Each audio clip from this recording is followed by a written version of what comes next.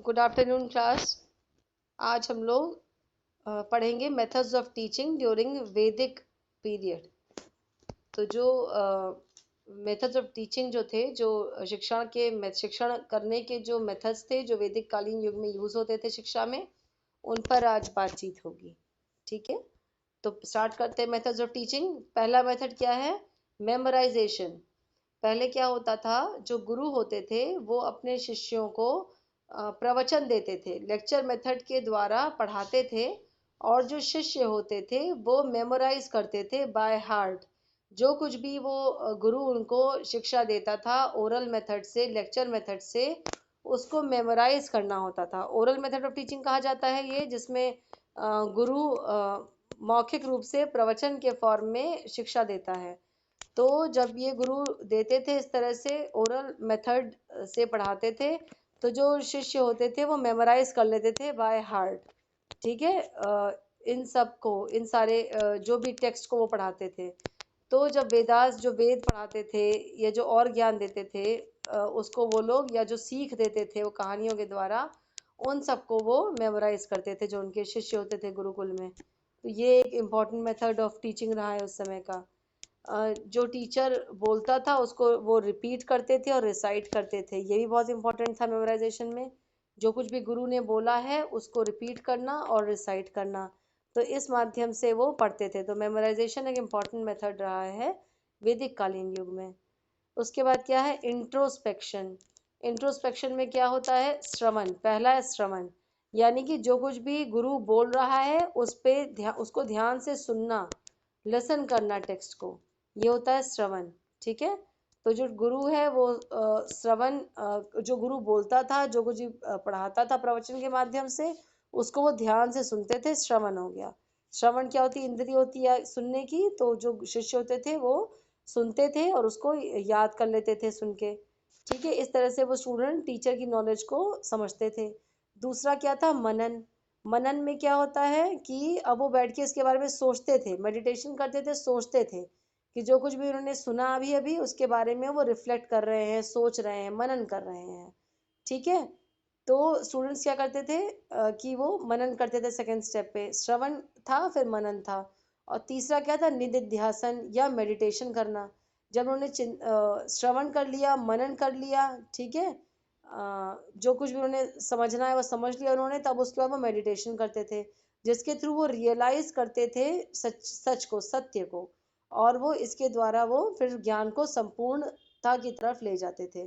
तो श्रवण, मनन और निधिध्यासन, ये बहुत इम्पोर्टेंट मेथड रहे हैं, मेथड ऑफ टीचिंग के वैदिक कालीन युग में।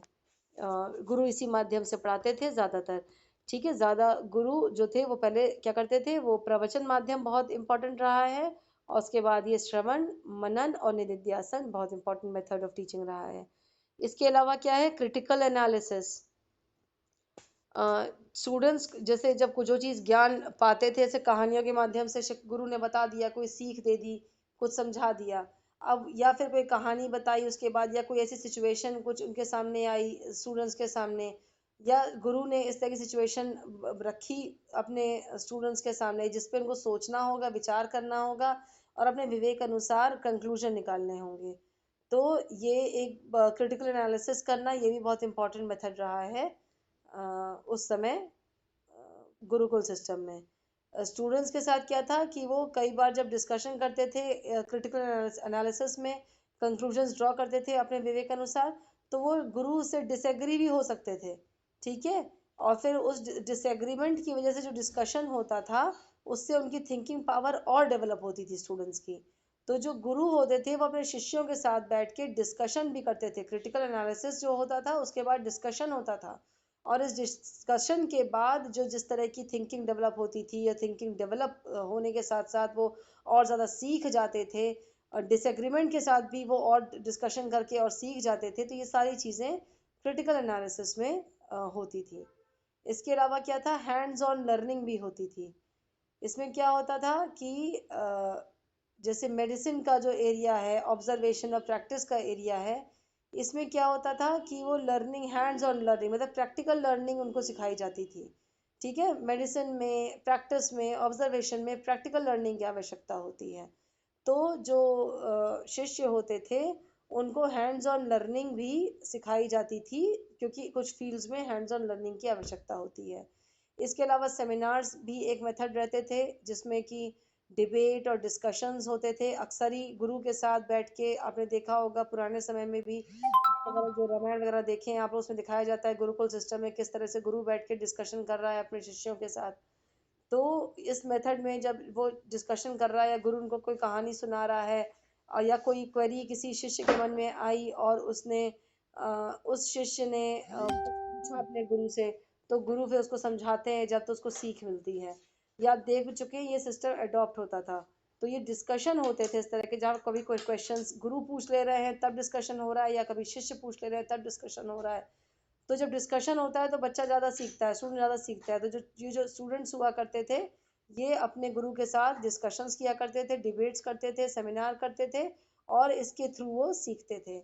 एक और मेथड ऑफ टीचिंग था जिसमें जो सीनियर बच्चे हुआ करते थे, या जो तो थोड़ा ज़्यादा समझदार स्टूडेंट्स हुआ करते थे, शिष्य होते थे गुरुकुल के, वो क्या करते थे कि वो अपने से छोटे स्टूडेंट्स को, या फिर जो नहीं समझ पा रहे हैं कोई किसी विशेष ज्ञान को, तो वो क्या करते थे कि उसको, उस ज्ञान को जो ज़्यादा बच्चे समझ पाए हैं, जो बच्चे ज़्यादा अच्छे से समझ पाए हैं, वो स्टूडेंट्स अपने जूनियर बच्चों को या अपने साथ के बच्चों को गाइड कर देते थे। तो ऐसे डेप्यूट कर देते थे गुरु ऐसे स्टूडेंट्स को जो तेज हुआ करते थे, उन उन शिष्यों को पढ़ाने के लिए, जो चीज़ों को समझ नहीं पा रहे, या ज्ञान को उतना नहीं समझ पा रहे हैं, ले पा रहे हैं।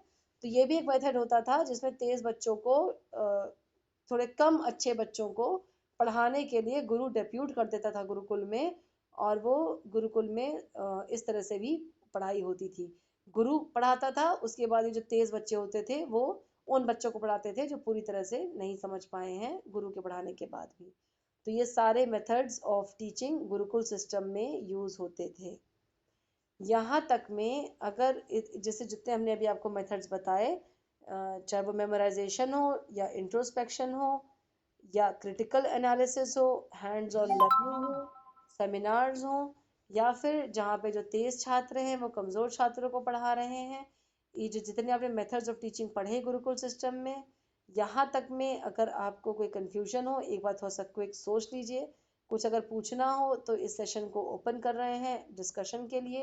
Will have a discussion over this. आप एक बार कुछ अपने सोच लीजिए, आपको कुछ ना समझ में आ रहा हो तो प्रश्नों को सोच के अब आप इस सेशन में पूछ सकते हैं। The session is now open for discussion.